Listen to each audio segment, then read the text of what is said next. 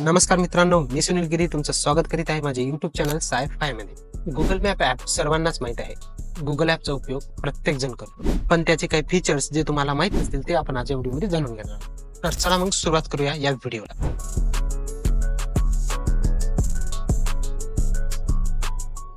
तुम्हाला माहित आहे का?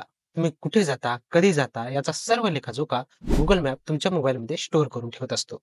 ते तुम्ही सर्व डिटेल बघू शकता. त्यासाठी तुम्हाला गुगल मॅप ओपन करायचे आहे आणि तुमच्या फोटोच्या आयकॉनवर क्लिक करून युअर टाइमलाईन या ऑप्शनवर तुम्हाला जायचे आहे. तुम्हाला इथं तुमचा आजचा दिवसाचा डाटा दिसेल की तुम्ही आज कुठे-कुठे गेला होता. त्याचबरोबर तुम्ही इथे क्लिक करून तुमचं आधीचं पण तुम्ही रेकॉर्ड बघू शकता की कोण्या दिवशी तुम्ही कुठे गेला होता. कोण्या दिवसाची माहिती तुम्हाला इथे डिटेलमध्ये दिसेल.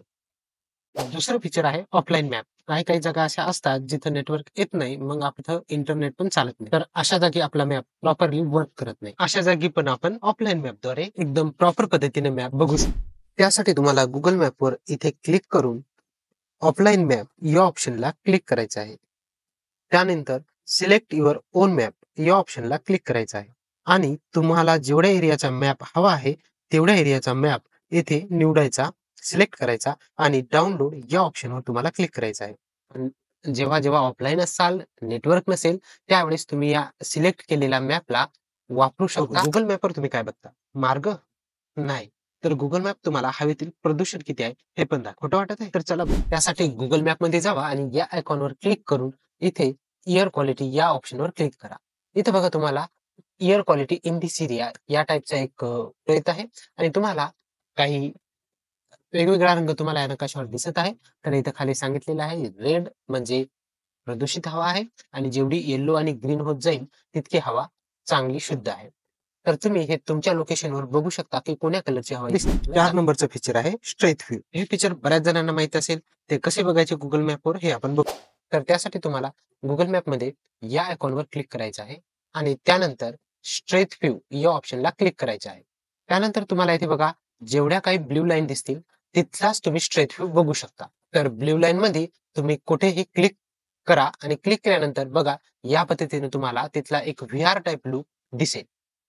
तुम्ही इथे तुमच्या मनाने रस्त्यावर मागे पुढे जाणे, इकडे तिकडे फिरणे हे पण करू शकता. या पद्धतीने तुम्ही कुठल्याही देशाचा लूक एक स्ट्रेट व्ह्यू मध्ये बघू शकता.